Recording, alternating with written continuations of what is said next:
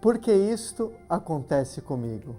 Queridos irmãos e irmãs, que a paz de Jesus e a ternura de Maria esteja convosco.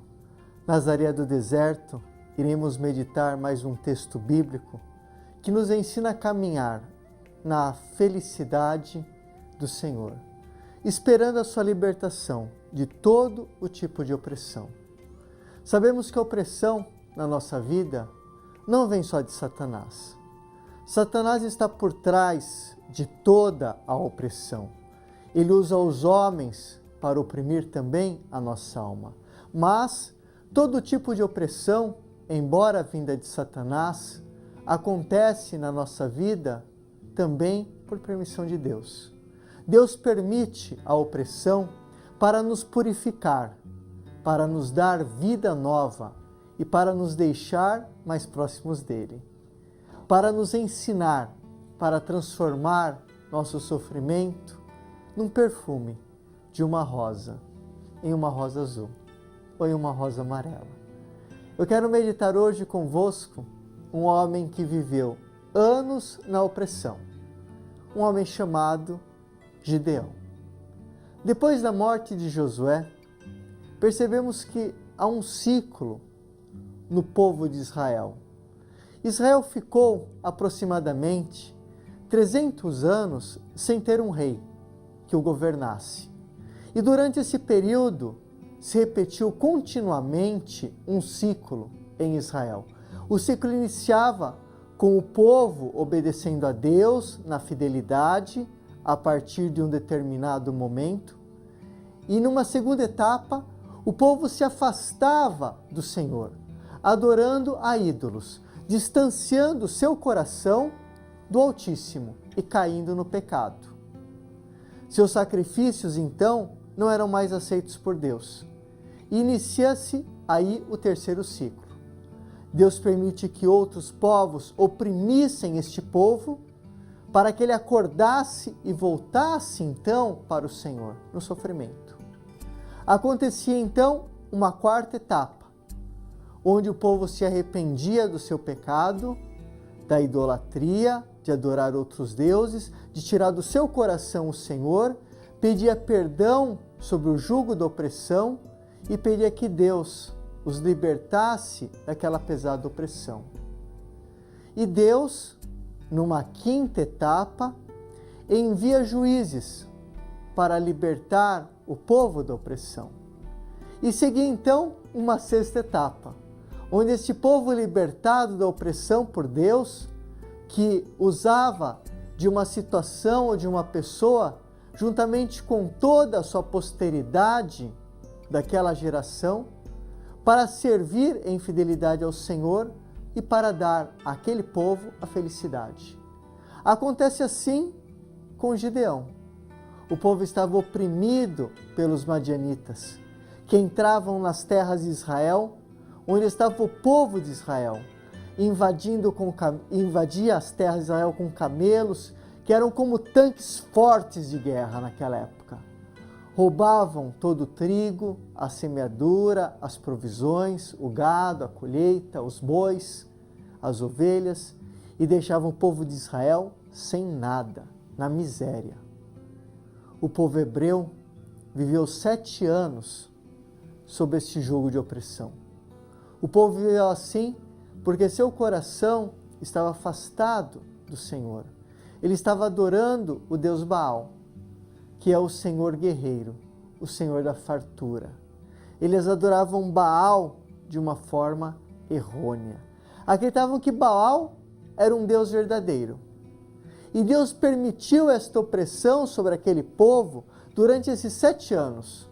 E por 7 anos Israel foi duramente invadida pelos madianitas, que devastavam Israel.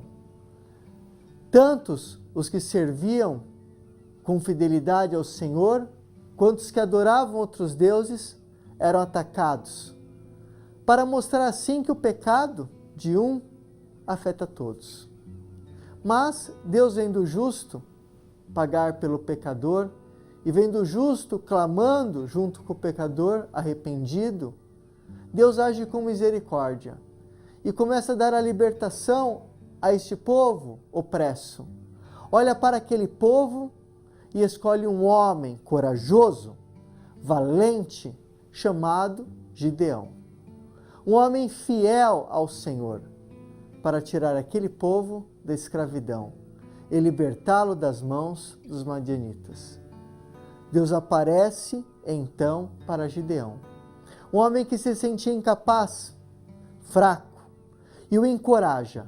Deus dá autoridade, dá poder, dá coragem, dá honra, dizendo que ele é um homem valente. Deus encontra nele força para libertar o seu povo. Vamos ver juntos a palavra e ver o que o Senhor deseja nos dizer neste dia de deserto. Juízes capítulo 6, que diz: veio o anjo do Senhor e sentou-se abaixo do terebentino de Éfra, que pertencia a Joás, da família de Abezer. Joás era pai de Gideão. Gideão, seu filho, e estava limpando o trigo no lagar para escondê-lo dos madianitas. O anjo do Senhor apareceu e disse-lhe: o Senhor está contigo, valente guerreiro. Gideão respondeu: ah, meu Senhor, se o Senhor está conosco, por que nos vieram todos estes males? Onde estão aqueles prodígios que nos contaram nossos pais, dizendo: o Senhor fez-nos verdadeiramente sair do Egito? Agora o Senhor abandonou-nos e entregou-nos nas mãos dos madianitas. Então o Senhor, voltando-se para ele, disse-lhe: vai com esta força que tens e livre Israel dos madianitas. Porventura não sou eu que te envio? Ó Senhor, respondeu Gideão, com que livrarei Israel? Minha família é a última de Manassés e eu sou o menor da casa de meu pai. O Senhor replicou: eu estarei contigo e tu derrotarás os madianitas, como se fosse um só homem. E prosseguiu Gideão: se encontrei graça aos vossos olhos, provai-me por um sinal, que sois vós que me falais, não vos afasteis daqui, até que eu volte trazendo uma oferta e a ponha diante de vós. Esperai, respondeu o Senhor, até que voltes. Gideão entrou em sua casa, preparou um cabrito e fez pães sem fermento, com efá e farinha. Pôs a carne em um cesto e o caldo em uma panela. Levou tudo embaixo do terebentino e ofereceu-lhe. O anjo do Senhor disse-lhe: toma a carne e os pães sem fermento, coloque-os sobre aquela pedra e derrama por cima o caldo. Ele assim o fez. Então o anjo do Senhor estendeu a ponta da vara que tinha na mão, tocou a carne e os pães sem fermento e imediatamente jogou fogo que consumiu a carne e os pães sem fermento. E o anjo do Senhor desapareceu diante dos olhos de Gideão. E Gideão reconheceu que era o anjo do Senhor e exclamou: ai de mim, Senhor Yahvé, que vi o anjo do Senhor face a face. E o Senhor disse: tranquiliza-te, não temas, não morrerás. Gideão edificou ali o altar e o Senhor chamou Javé Shalom. Esse altar existe ainda hoje, em Efrá de Abiezer. É interessante, irmãos, que Deus olha o sofrimento deste povo oprimido e senta-se então debaixo do terebentino, onde estava Gideão, correndo risco de vida, limpando trigo no lagar, porque a qualquer momento poderiam vir os madianitas. Era um homem corajoso. Deus vê a coragem de Gideão e por isso o escolhe. Deus vê que ele era um homem firme, forte, e escolhe para liderar o seu povo e libertá-lo da opressão. Então, quando vem um anjo do Senhor e diz: o Senhor está contigo, valente guerreiro, Gideão não perde a oportunidade de questionar. Está bem, já que sou um valente guerreiro, eu quero te fazer uma pergunta e quero a resposta. Se o Senhor está conosco, por que nos vieram todos esses males? E a pergunta que nós fazemos, irmãos, quando estamos sob o jugo da opressão, quando as coisas em nossa vida não estão indo bem, é a pergunta que fazemos. Por que isto nos acontece? É a mesma pergunta de Gideão. O Senhor não dá uma resposta concreta para Gideão. E Gideão questiona a Deus: onde estão aqueles prodígios que outrora nossos pais nos contaram? Tu não és aquele Deus que nos tirou da escravidão? Onde está o teu poder? Onde está a tua força? Onde está a tua ação agora na minha vida? Gideão mostra para Deus a sua revolta diante da injustiça que está sofrendo e vê Deus calado, no silêncio, não agindo. Mas Gideão esquece que Deus estava naquele momento fazendo algo. Então Deus diz a Gideão: vá e liberte o teu povo com toda esta força que está me falando. Eu estarei contigo. Nesta teofania, nesta aparição, Deus dá a Gideão o seu mandato de forma sobrenatural, para Gideão agir no seu nome. Gideão vai em nome do Senhor. Gideão não tem medo, ele assume a sua missão dada por Deus. Gideão reúne os homens para libertar um exército, para liderar um exército contra os madianitas. No livro dos Juízes, no capítulo 7, está escrito que Gideão escolhe 32 mil homens para liderar como exército contra 135 mil madianitas. Mas o interessante é que Deus manda Gideão para a guerra, mas desses 32 mil homens, apenas com 300 homens. Deus vai purificando, peneirando esses homens, de modo que fica apenas um soldado de Gideão para 450 soldados de seus inimigos. Para mostrar assim que a guerra, quem iria ganhar não era Gideão e seus soldados, era Deus que combatia com Gideão, para mostrar a Gideão que não era a mão de Gideão que estava livrando o seu povo, mas a própria mão de Deus que estava libertando o seu povo da escravidão. Era impossível Gideão ganhar aquela guerra, mas Deus dava a vitória.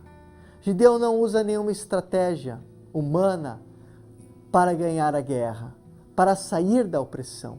Ele usa a estratégia de Deus. Escutar com obediência a voz do Senhor, que dizia aquilo que ele devia fazer. Gideão escuta cada ordem que o Senhor vai dando, cada passo. Gideão ouve a palavra, ele tem coragem, ele obedece.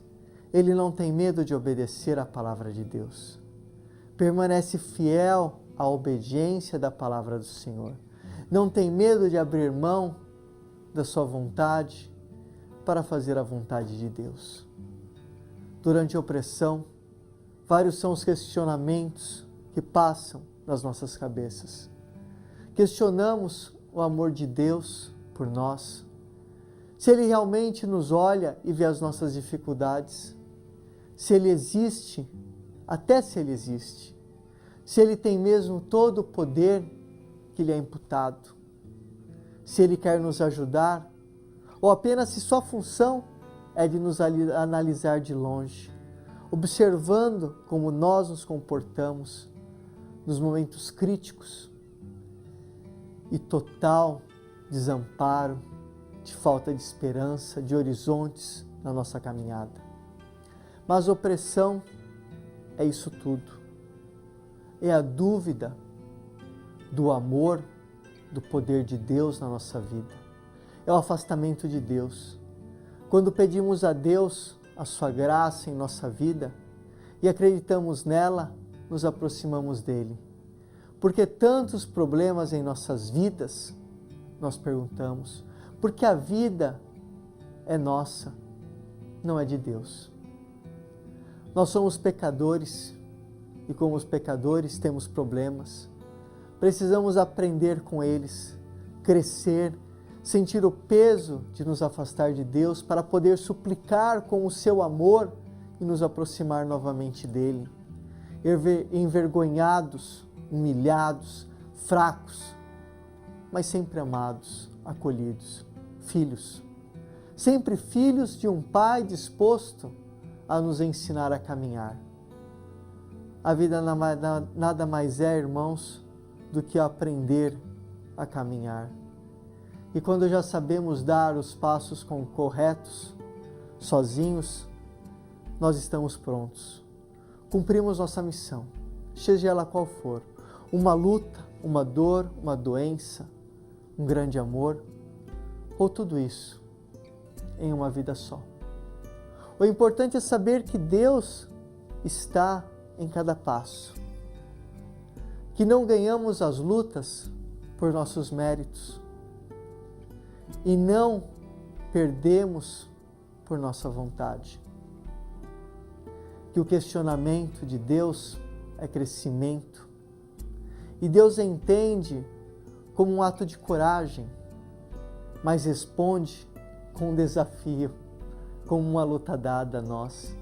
Devemos estar prontos para enfrentá-los, enfrentar cada batalha que Deus nos dá.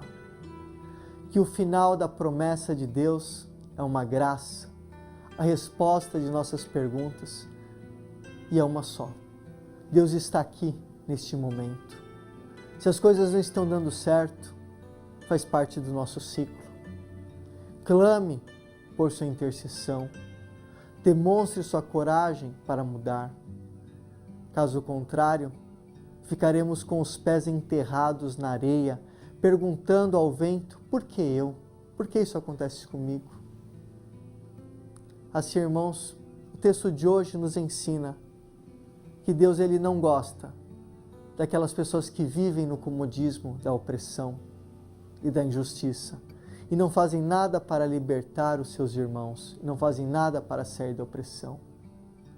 Diante do mal e da injustiça, o Senhor levanta homens, e o homem clama pela justiça divina para tirar o seu povo da escravidão.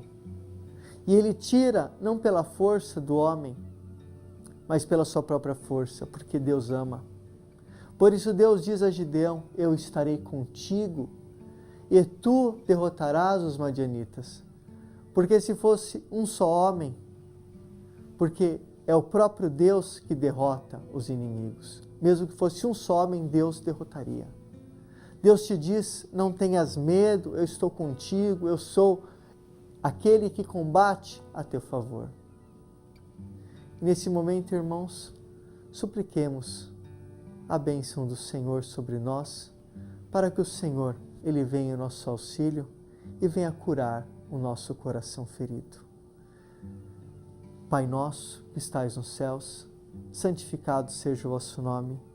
Venha a nós o vosso reino, seja feita a vossa vontade, assim na terra como no céu. Pão nosso de cada dia nos dai hoje. Perdoai-nos as nossas ofensas, assim como nós perdoamos a quem nos tem ofendido. E não nos deixeis cair em tentação, mas livrai-nos do mal. Amém. E por intercessão de Nossa Senhora, abençoe-nos o Deus Todo-Poderoso e nos dê a cura do coração e da alma, em nome do Pai, do Filho e do Espírito Santo. Amém. Irmãos e irmãs, vos desejo um lindo dia. Que Deus os abençoe. Fiquem na paz. Tchau, tchau.